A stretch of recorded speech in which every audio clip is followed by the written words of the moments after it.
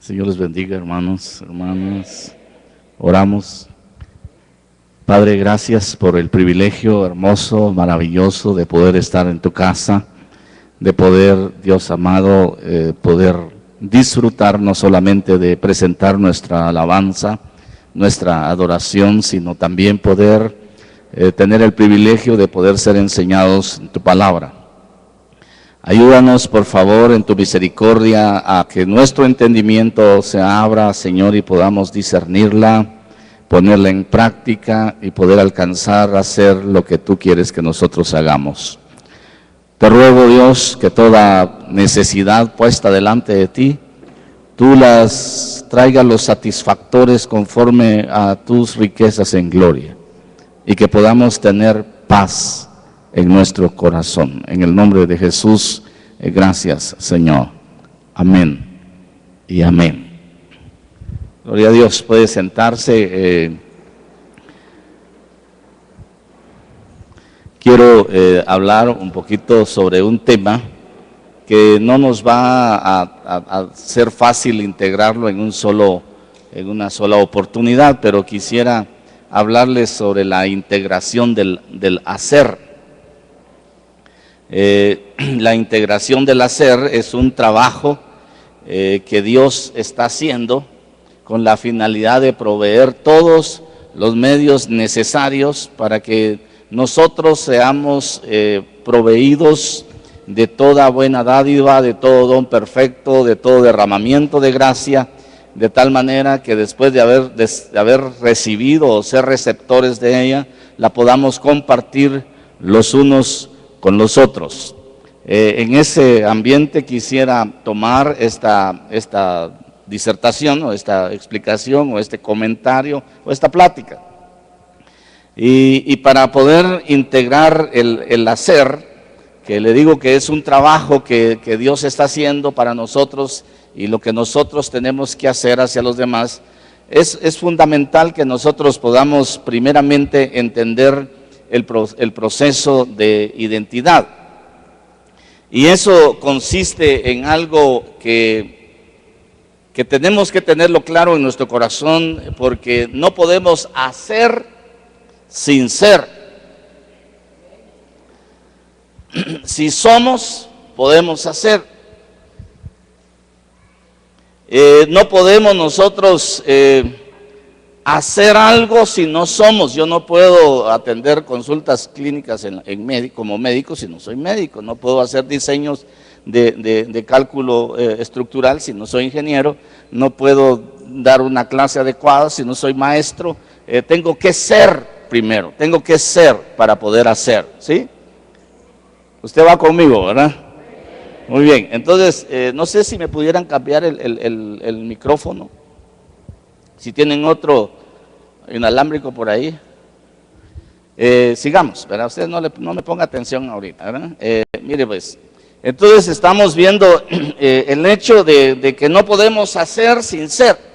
Las Naciones Unidas hoy establecen un proceso de identidad en la persona humana, la UNESCO principalmente, en su proceso de estructuración de la identidad como humano. Establece que hay que aprender a saber, ¿verdad? Hay que saber ser, hay que saber hacer para saber emprender, ¿verdad? Eso consolida un proceso completo, pero es explicado, podríamos decir que es que nos mandan a la escuela para poder saber leer y escribir. Nos manda a una formación para que nosotros podamos saber ser maestros, saber ser peritos, saber ser licenciados, saber ser ingenieros, saber ser. Y ya cuando nosotros sabemos ser, sabemos hacer. Y cuando ya sabemos hacer como profesionistas, podemos emprender. Y cuando ya podemos emprender, podemos alcanzar. ¿Sí me voy explicando, verdad? Muy bien, entonces ese es las Naciones Unidas o la UNESCO en el mundo, pero la Biblia establece un proceso en el cual nosotros igualmente tenemos que aprender a hacer para poder hacer. Y en Romanos capítulo 10, en el verso 17, dice que por oír la palabra, viene la fe. Y por la fe nosotros somos. Mire, así que la fe viene del oír, y el oír por la palabra de Cristo. El proceso de formación de la identidad en cada uno de nosotros no es como la UNESCO lo está planteando, sino que el planteamiento que la palabra está haciendo es que primero nosotros aprendemos a oír, porque por oír la palabra viene la fe, y por la fe nosotros llegamos a ser. Por la fe podemos ser. San Juan capítulo 1, en el verso 12, nos habla la palabra del Señor y dice que los que creímos, pero a todos los que le recibieron, les dio el derecho de llegar a ¿qué? A ser hijos de Dios, es decir, a los que creen en su nombre. Entonces, mire pues, por oír la palabra viene la fe. Por oír la palabra vienen las convicciones. Por las convicciones que genera esa fe, podemos nosotros llegar a tener el derecho de poder ser hechos hijos de Dios. Entonces eso de poder ser es un proceso, porque de repente le preguntan a usted o me preguntan a mí, ¿quién es usted? Ah, bueno, yo soy Freddy. No, ese es tu nombre. No, ¿quién es usted? Ah, yo soy el pastor de La Hermosa. No, esa es su función. Pero ¿quién es? ¿Quién es? Es un asunto más allá de lo perceptible. Entonces, oír produce fe, la fe que genera convicciones, certezas, una condición interna que me permite llegar a adquirir el poder por creer de llegar a ser hecho hijo de Dios. Entonces, mire, pues se lo voy a explicar rapidito. Oír para creer, creer para poder ser. ¿Sí? ¿Ser qué? Ser hijo, ser libre, ser perdonado, ser amado, ser redimido, ser heredero, ser coheredero. Venimos a poder ser. Venimos y somos. Uno de los, se lo voy a explicar de otra manera, pues mire, uno de los errores más comunes a nivel congregacional a veces es que a veces se dan privilegios a gente que no es. Entonces no puede hacer sin ser. Entonces por eso le dije que para integrar el hacer, la integración del hacer, necesitamos primero tener un fundamento de identidad. Y esa identidad consiste en que nosotros tengamos plenitud de conocimiento de quiénes somos. ¿Quiénes somos? Porque de lo que nosotros somos, eso hacemos. De lo que nosotros somos, eso hablamos. De lo que nosotros somos, eso soñamos, eso aspiramos. Entonces, mire, podemos entonces entender que resumidamente hay que oír, creer para ser. Cuando nosotros ya somos, ya estamos en capacidad de poder hacer. Pero el hacer no es un asunto de mi voluntad, sino es un milagro que Dios opera en nosotros. Porque dice la palabra en Filipenses capítulo 2 y en el verso 13, que Dios es el que en nosotros produce así el querer como el hacer por su buena voluntad. A ver, mire pues, porque Dios es quien obra en nosotros, ahí dice en vosotros, tanto el querer como el hacer para su beneplácito, según su voluntad. ¿Por qué es que nosotros necesitamos ese milagro después de que ya somos? Porque si nosotros no somos y nos ponen a hacer, el verso 14 marca la diferencia. Porque si nosotros recibimos el milagro del querer y el hacer, según su voluntad, vamos a hacer todo sin murmuraciones. Hacer todas las cosas sin murmuraciones ni discusiones, para que seáis irreprochables, dice el verso 15, y sencillos, hijos de Dios sin mancha en medio de una generación maligna y perversa, en medio de la cual tenéis que resplandecer como lumbreras de este mundo. Entonces hay un proceso de integración del hacer que empieza con este proceso, primeramente en nosotros, de estructurar una identidad. Esa identidad nos lleva por medio de la palabra a que nosotros tengamos la capacidad de poder recibir el milagro del querer y el hacer según su buena voluntad.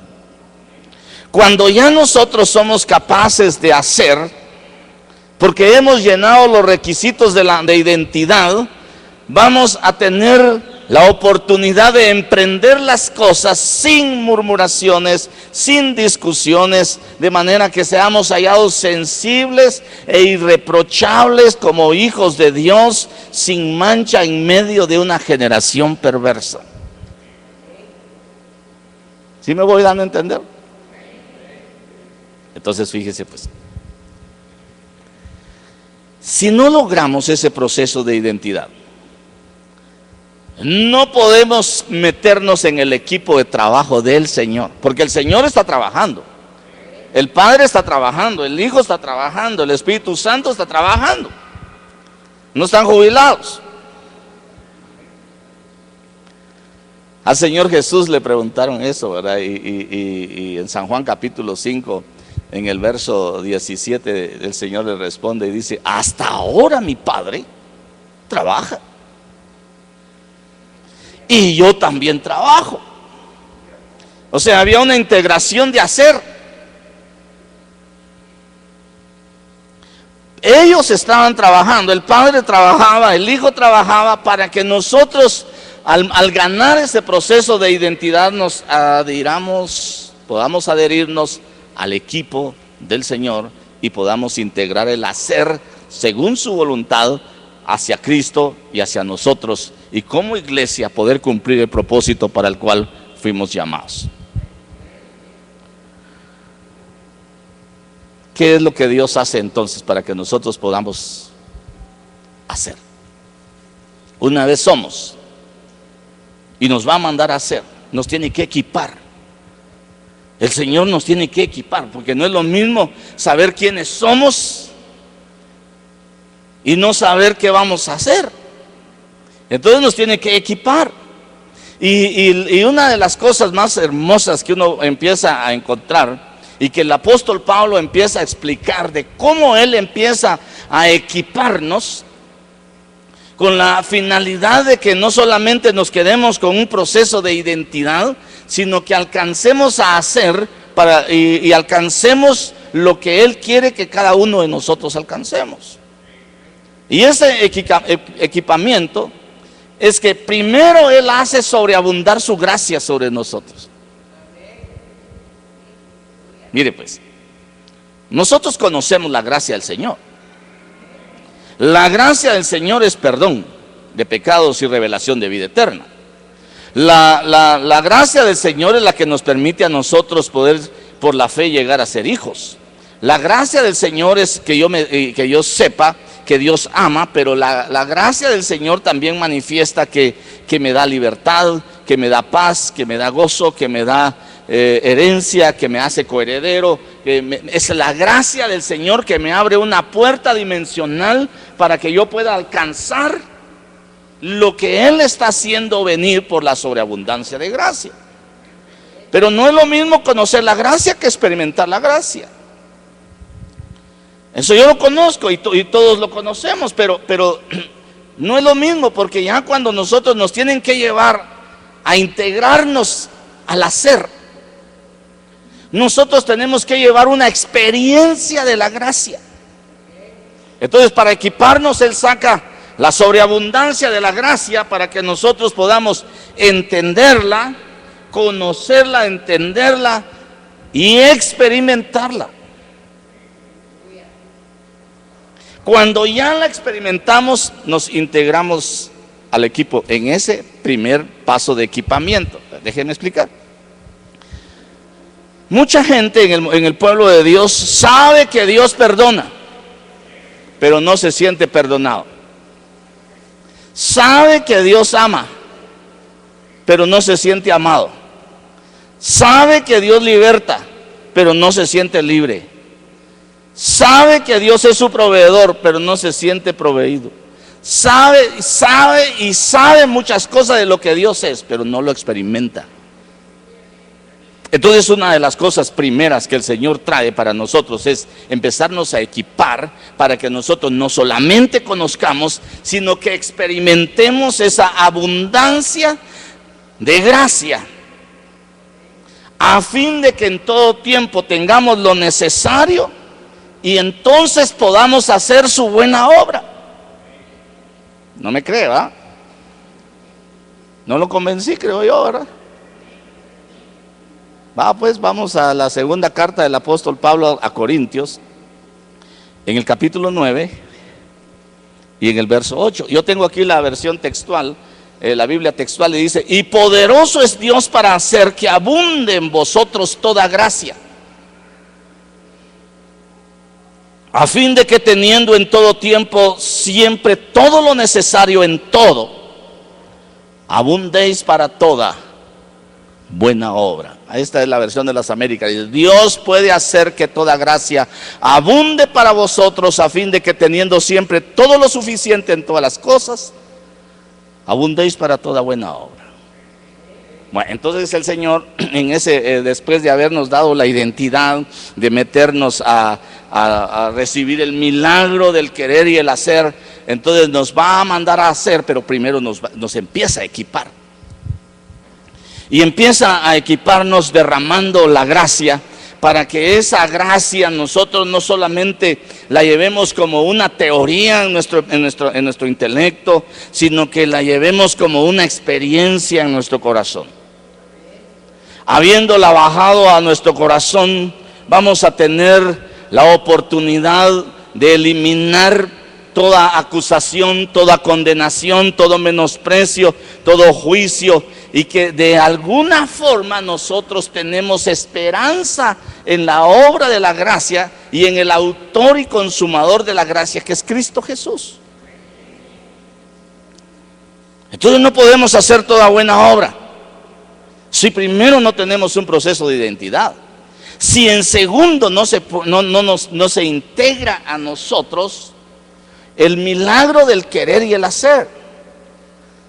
Y no podemos continuar el proceso si Dios no derrama la plenitud de su gracia sobre nosotros. ¿Sí vamos bien? Y si no, vuelvo a empezar, hermano. Para eso me pagan. Se lo voy a plantear de otra manera, pues. En el sentido de todo ese proceso, con la finalidad de que seamos integrados al hacer en la obra de Dios, Dios quiere que nosotros veamos que Él es capaz de proveer. Dios quiere que nosotros seamos capaces de recibir, pero también quiere que seamos capaces de dar. Entonces, en ese proceso de la integración del ser, vemos el propósito de Dios, la consumación del propósito en Cristo y la obra que nos encomendaron a nosotros para alcanzar la integración del hacer. Creo que no va. Cuando usted no me dice amén, yo siento que no. Entonces voy a explicárselo de otra forma, pues. Ninguna autoridad lo va a poner a hacer algo que usted no es capaz de hacer. Y nadie lo va a mandar a hacer si antes no lo equipa. Porque entonces va a estar desorientado, no sabe para dónde agarrar. Esto es lo que yo le quiero explicar. Si Dios nos envía a hacer algo, se da ese proceso. Y en ese proceso tenemos que entender no solamente la experiencia de la gracia, porque ahora sí ya le puedo hablar de la experiencia de la gracia, sino que tenemos que dimensionar quién nos está llamando a integrarnos a hacer las cosas. Porque si no entendemos quién nos está llamando a integrar las cosas, no sabemos a quién servimos. Pero entendiendo que Dios es el proveedor y nosotros receptores y hacedores de toda buena obra, podemos ir creciendo en la incorporación y en la oportunidad que tenemos de podernos integrar en el hacer la buena obra de Dios.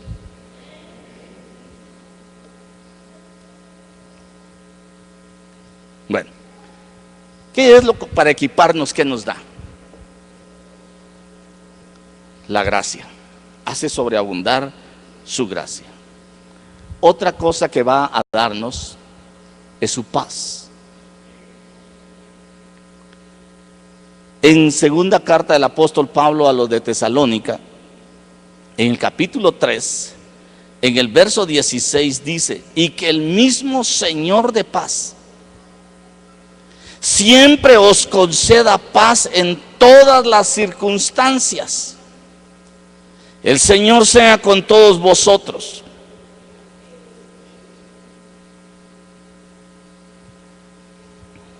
Mire cómo me contestaron aquí.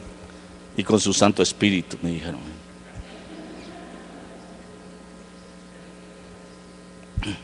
Yo no estoy hablando de religión.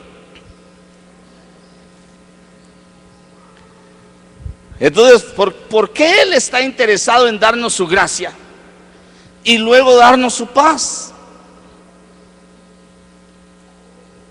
¿Por qué? Porque si usted quiere que yo use esta palabra, al contratarnos para integrarnos a lo que Él está haciendo, para que nosotros hagamos, Él quiere que nosotros lleguemos preparados para explicar qué ha hecho Él.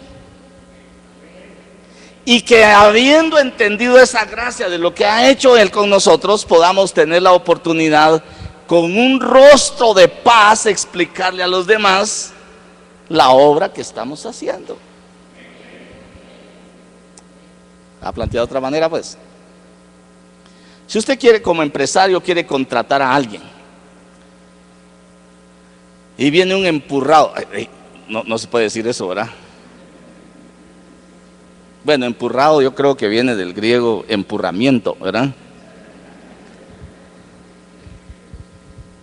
Un mala cara, enojón, amargado, resentido, peleonero. Le es más fácil hacer enemigos que amigos. Y usted lo quiere para la carta de bienvenida en su empresa. Y usted le dice: este está bueno. ¿Lo contrata? Hágame el favor, ¿lo contrata? No, ¿verdad? No lo contrata. No, hombre, yo quiero un carita de ángel, un dulce, una persona que sea expresiva, que sea agradable, que pueda condescender, que tenga la capacidad de entender a los demás en sus clavos que trae, ¿verdad? Entonces, por eso el Señor empieza ese proceso para podernos integrar al hacer, nos empieza a ver que estamos empurrados.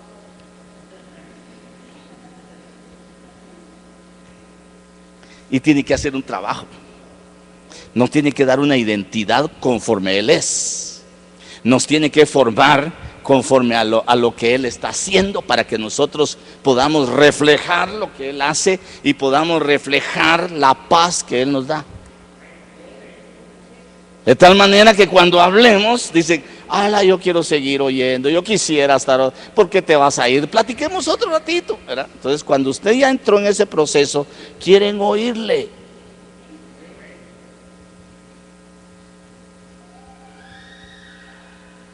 Entonces, en la integración del hacer, quiere el Señor que veamos ese manual.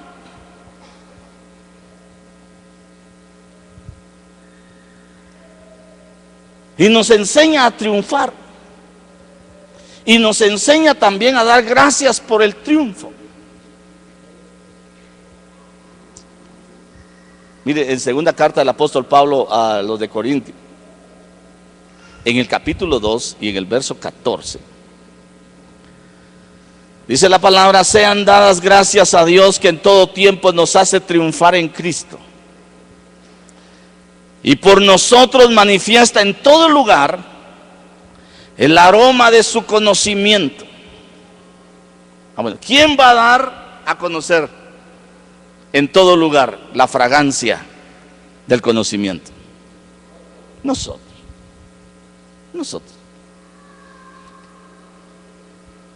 Entonces, para esa integración en el hacer, nos lleva en triunfo. Nos enseña la victoria, para que en esa manera nosotros podamos manifestar la alegría que produce triunfar.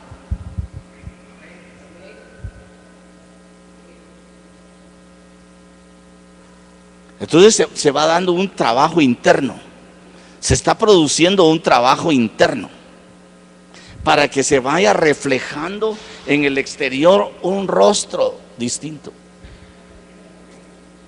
El cristiano que tiene gozo, debe tener gozo, debe tener un rostro hermoso, hermano. Dice la Biblia que el gozo hermosea el rostro, ¿verdad? Entonces aquí es donde ya empieza un poquitico, como dicen los colombianos, a exteriorizarse el hacer, pero todavía está trabajando Dios en nosotros. Y en esa medida empezamos nosotros ya a dar a conocer el aroma de Cristo, el aroma de conocer algo distinto.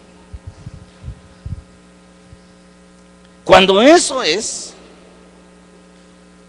hablamos más con los hechos que con las palabras.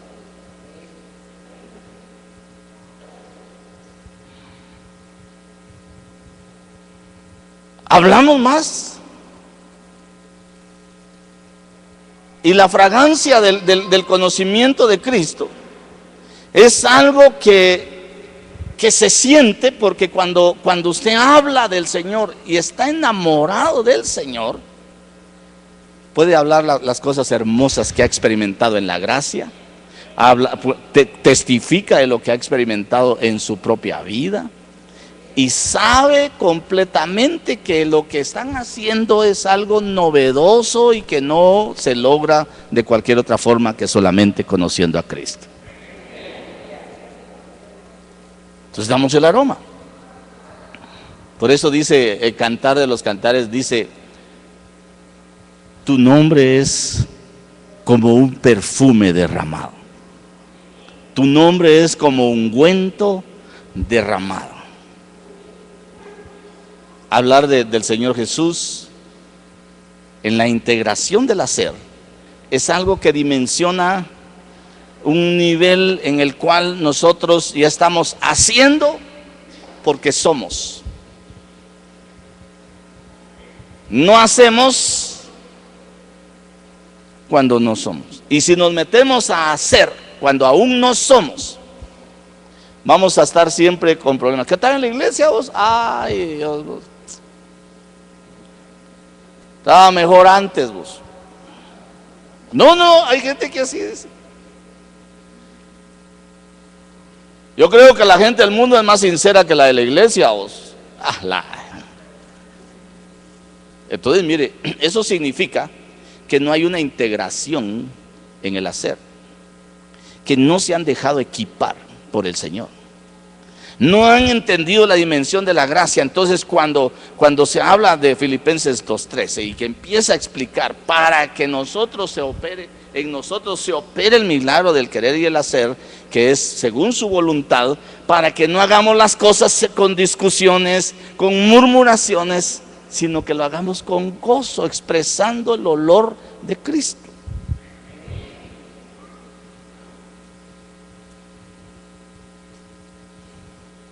Yo me atrasé mucho o el tiempo se fue, hermanos. O hice muy larga la introducción para poder empezar aquí con usted. Entonces, mire, si nosotros no nos dejamos trabajar en el proceso de identidad, que es oír la palabra, creer la palabra para que eso genere fe, la fe nos permita adquirir el poder ser hechos, y cuando ya somos, se derrame la gracia sobre nosotros, y que empecemos a ser nosotros llevados de triunfo en triunfo, y poder ser enseñados y equipados por el Señor para que podamos hablar conforme a su propósito. Si no nos dejamos formar en esa primera etapa de identidad y de equipamiento que Él hace, no vamos a poder hacer. No vamos a poder hacer. No vamos a poder llegar, no vamos a poder hacer las cosas según su voluntad.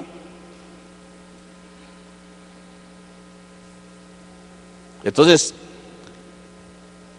quiere decir que después de que el Señor nos equipa, nos toca a nosotros empezar a hacer.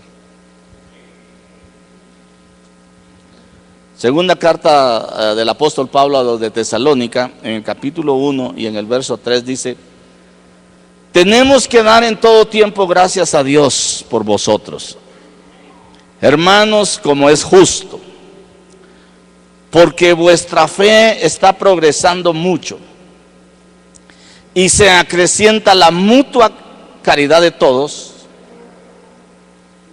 y cada uno de vosotros. Le voy a leer esta versión, yo tengo aquí la textual. Dice: siempre tenemos que dar gracias a Dios por vosotros, hermanos, como es justo, porque vuestra fe aumenta grandemente y el amor de cada uno de vosotros hacia los demás abunda más y más.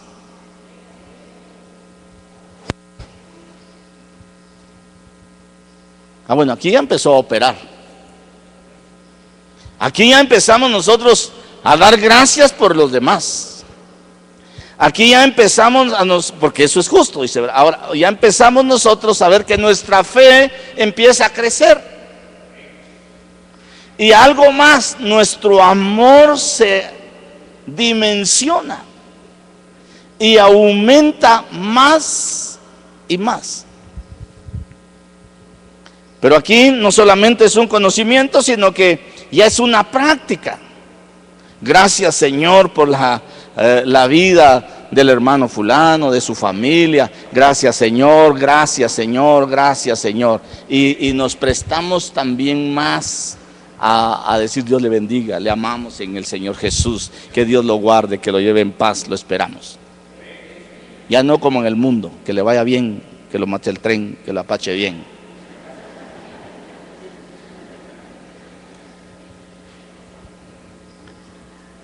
Sino que ahora nosotros tenemos otra identidad, tenemos otro equipamiento.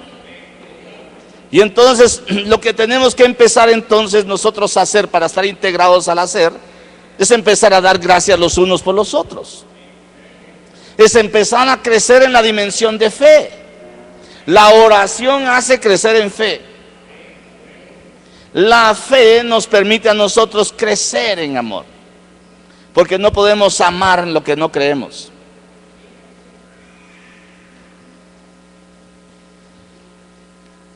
¿Cuántas cosas llevamos, hermano?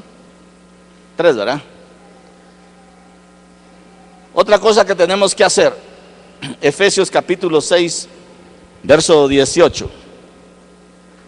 Aquí en la pechita que yo tengo aquí, en la versión moderna, la pechita dice: orando en espíritu con toda forma de oración y plegaria, en todo tiempo, y velando para ello con toda perseverancia y plegaria por todos los santos. Con toda oración y súplica, orad en todo tiempo en el Espíritu. ¿Cómo se ora en el Espíritu, hermano? ¿Cómo dice el apóstol Pablo que se ora en el Espíritu? En lenguas.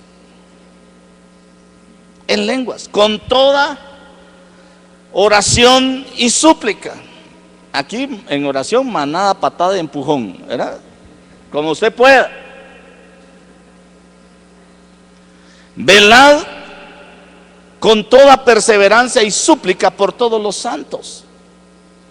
En esa integración del quehacer, no solamente seguimos nosotros con la indicación de que tenemos que seguir orando, sino que además también indica que nosotros podamos perseverar en la súplica por todos los santos. En esa palabra súplica dice: en la provisión de los santos. O sea, si hay un hermano que está padeciendo necesidad, hermano, y usted sabe que tiene necesidad, avise. Que con frijol y arroz llenamos las proteínas necesarias para sobrevivir.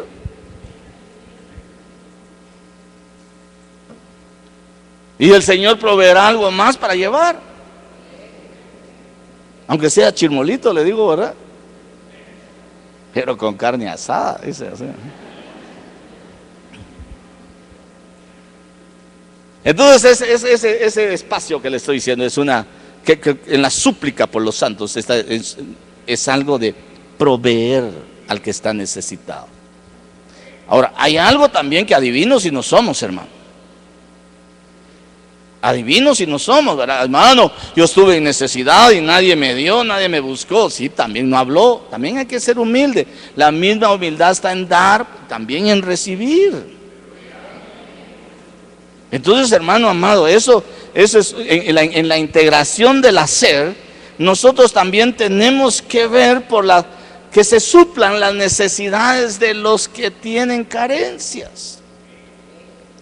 Ahora, pues, pero tenemos que ser de la iglesia, porque de repente viene alguien y dice: mire, pastor, yo quiero que me haga mi casa usted, porque yo no tengo casa, fíjese. ¿Y ustedes qué templón el que hicieron? Pues podríamos ayudarle, pero mire, ¿y a qué iglesia asiste usted? No, eso de asistir a la iglesia no me gusta a mí. Yo lo que quiero es casa. No, ahí dice suplir la necesidad de los santos. Pero usted ve que el hermano, su vecino, en Cristo, de aquí de la iglesia, o su familia, no tiene, y podemos ayudar, hermano. Es algo del que hacer. No podemos desamparar al necesitado. Si Dios nos provee, podemos dar. Hay que integrarnos en el hacer. No seamos indiferentes. A veces nos cuenta que dice, y no nos pide, porque esa es una de las características a veces, ¿verdad? Hermano, quiero contarle un problema. Bueno, me lo va a contar, ¿verdad? Es que yo le conté mi problema y no me ayudó. No, usted no me pidió ayuda, usted me dijo que me iba a contar un problema. ¿No ha visto usted que eso pasa a veces, no? Y en familia a veces, ¿verdad? Dice, le conté mi problema y ni siquiera me dijo que me podía ayudar. No, pero si usted necesita ayuda, hermano, tenemos que ser humildes para decir: hermano, yo tengo este problema y quiero ver en qué me puede ayudar. Pues si debe 1 millón, no le puedo decir: se lo voy a pagar. No tengo, ¿verdad? Matzet, Kotaj, Kam, Minti. Entonces, mire, pero hay necesidades prioritarias de alimentación, de salud, que a veces podemos atender. Y que tenemos que estar compenetrados en que es parte del hacer entre los santos. Y es un trabajo nuestro.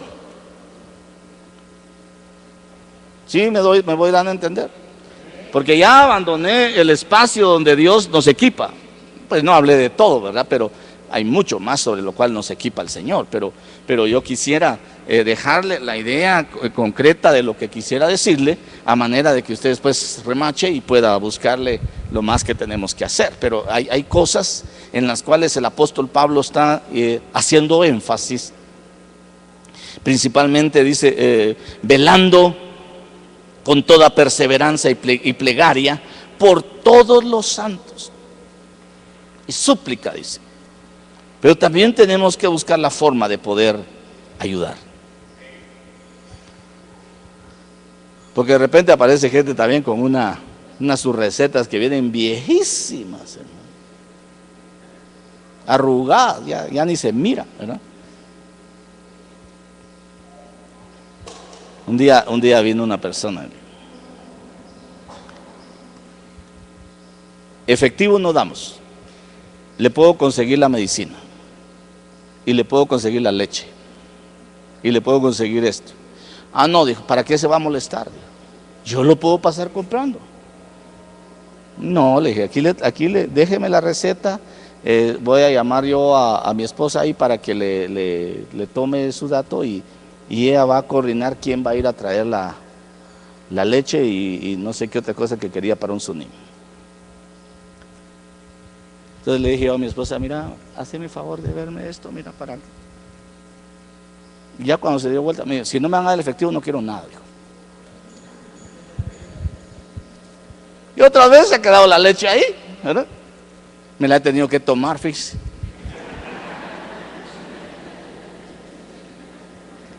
Y me ha hecho bien.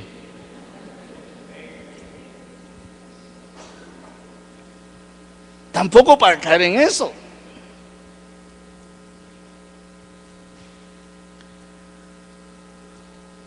Otra cosa que nosotros tenemos que aprender, aparte de esto, es a dar gracias, hermano. A dar gracias, hermano. Aquí el apóstol Pablo, usted va a ver desde Romanos hasta su última carta que está diciendo, dar gracias a Dios en todo. Tesalónica, dando gracias en todo tiempo, dando gracias al Señor Jesús, dando gracias al Padre, dando gracias, dando gracias, dando gracias. ¿Por qué, hermano? Porque una de las cosas más difíciles de aprender en el ser humano es a ser agradecido, hermano. ¿Cómo cuesta ser agradecido?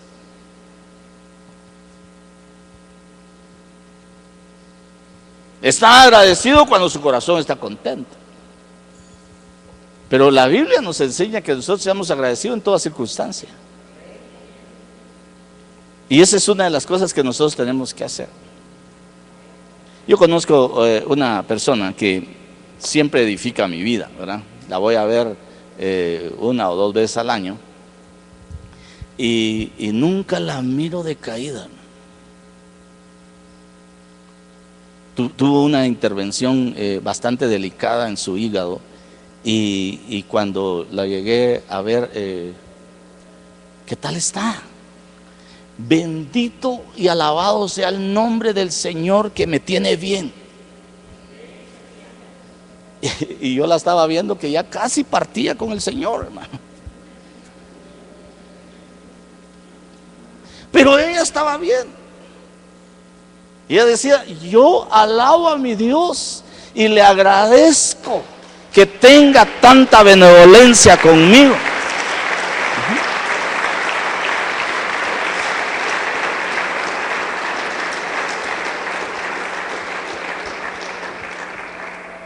Cuando me vine, le llamé para avisarle que ya estaba por acá.